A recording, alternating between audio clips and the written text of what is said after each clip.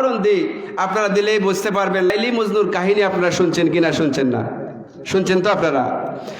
ভাইয়ের আমার, লক্ষ্য করে দেখেন, মজনু লাইলির জন্য পাগল।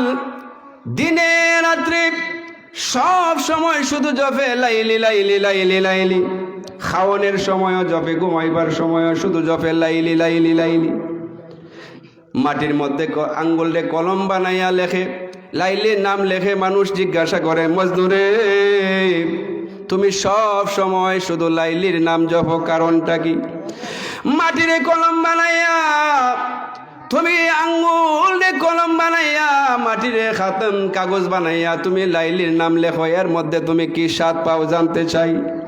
মজনু তখন জবাব দেয়, শোনো, আমি যখন আমার লাইলির নাম মাটির মধ্যে লিখি, আমার মনের মধ্যে আমি একটা সান্ত্বনা পাই। কি পাই? লক্ষ্য করে দেখেন ভাইয়ের আমার, এত পাগল। এই জিনিসটা যখন লাইলির কাছে, লাইলির কানে গিয়ে পৌঁছেছে, বলতেছে, শোনো, তোমার জন্যে তোমার মজনু এত পাগল, দিনে রাত্রে শুধু তোমার নাম জপে।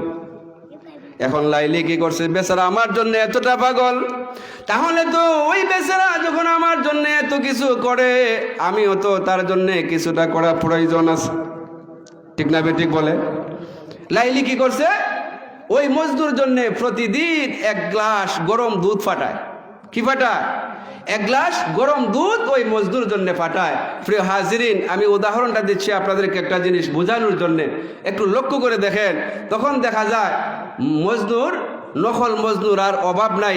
এই দুধ খাওয়ানোর জন্যে দেখা যায় আম গাছের নিচে এক মজনু, কাঁঠাল গাছের নিচে আরেক মজনু, তাল গাছের নিচে আরেক মজনু।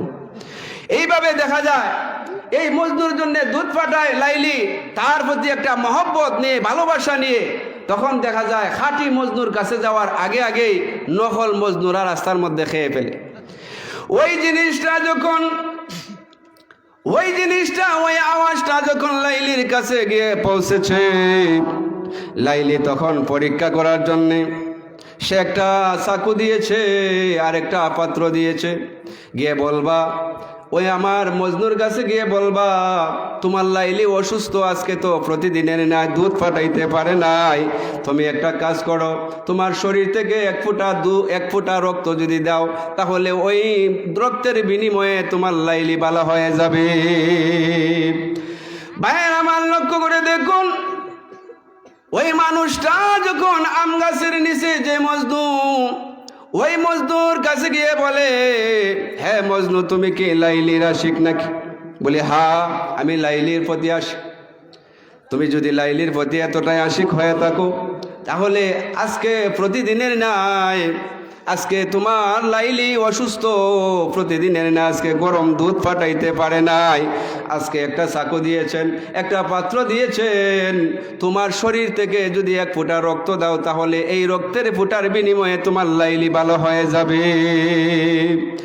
তখন মায়ের আমার, লক্ষ্য করে দেখেন, আম গাছের মজনু, আম গাছের নিচে বসা যে মজনু, সে মুখ বেংসি দিয়ে বলে, আমার শরীরের রক্ত দিয়ে আমি দুধ খাইতে চাই না।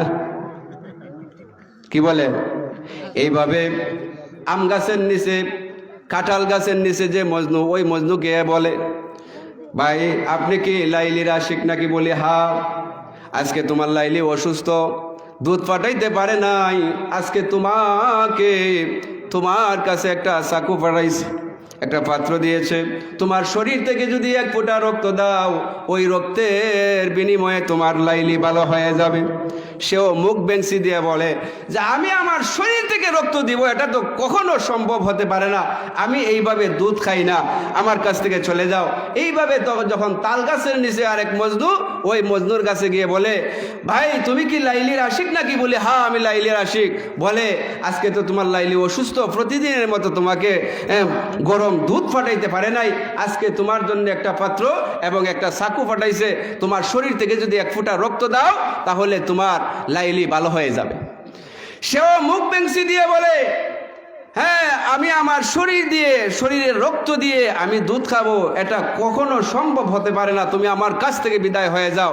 প্রিয় হাজিরিন, এইভাবে যাইতে যাইতে খাঁটি মজনুর কাছে চলে গেছে, গিয়ে বলতেছে, মজনু তুমি কি লাইলির আশিক নাকি? বলে হ্যাঁ আমি লাইলির আশিক। ভাইয়ের আমার লক্ষ্য করে দেখুন, ওই খাঁটি মজদুর কাছে চলে যাওয়ার পরে কে বলতেছে, মজদুরে তুমি কি লাইলির আশিক নাকি? বলে হ্যাঁ, আজকে তো তোমার লাইলি অসুস্থ, তোমার লাইলি তো আজকে দুধ পাঠাইতে পারে না, একটা চাকু পাঠাইছে, একটা পাত্র পাঠাইছে, তুমি যদি তোমার শরীর থেকে এক ফোঁটা রক্ত দাও, ওই রক্তের বিনিময়ে তোমার লাইলি ভালো হয়ে যাবে। আমার পানের ভাইয়েরা, তখন খাঁটি মজনু সে বলতেছে, বলো কি আমার লাইলি অসুস্থ? তুমি আমাকে বলো আমার শরীর থেকে কোন অংশ থেকে, শরীরের কোন জায়গা থেকে রক্ত দিতে হবে, আমার শরীরের যে অংশ, যেই জায়গা থেকে রক্ত দিলে আমার লাইলি ভালো হবে, আমি সেই জায়গা থেকেই আমি রক্ত দিতে প্রস্তুত আছি। ভাই আমার ঠিক তেমনি ভাবে লক্ষ্য করে দেখুন, আজকে নকল আশিকের অভাব নাই। ইসলামকে নিয়ে কটাক্ষ করা হয়, উলামায়ে কেরামদেরকে নিয়ে ব্যঙ্গ করা হয়, বিশ্ব নবী রাহমাতুল লিল আলামিনকে নিয়ে ব্যঙ্গচিত্র করা হয়, কিন্তু ওই সমস্ত আশিক নিজেকে নিজে যারা আশিকে রসুল দাবি করে, এদেরকে রাস্তার মধ্যে ময়দানে পাওয়া যায় না। জোরে সরে বলুন ঠিক কিনা? এরা সময়ে সময়ে জিলাপি এবং রসগোল্লা খাওয়ার জন্য পাগল। জোরে সরে বলুন ঠিক কিনা? আমার প্রাণের ভাইয়েরা, মুসলমানদের জন্য ঈদ হচ্ছে দুইটা, কোরআন হাদিস দ্বারা প্রমাণিত। তারা আর একটা ঈদ বাড়াইছে, সেই ঈদের নাম হচ্ছে ঈদে মিলাদুন নবী। ঠিক না বেটি? আমার পানের ভাইয়েরা, ঈদুল ফিতরের মধ্যে নামাজ আছে কিনা নাই? আসেনি? ঈদুল আজহার মধ্যে নামাজ আছে কিনা নাই? আমাদের পালনীয় অনেক বিষয় রয়েছে, কিন্তু এই ঈদে মিলাদুন নবীর মধ্যে নামাজ আসেনি। নামাজ আছে। তারা আর একটা ঈদ বাড়াইছে। এইগুলা কেন বাড়াইছে? আমার ধারণা মতে তারা এই ঈদে মিলাদুন নবী বাড়ানোর উদ্দেশ্য হলো রসগোল্লা এবং জিলাপি খাওয়ার জন্য। জুড়ে সরে বলুন ঠিক কিনা?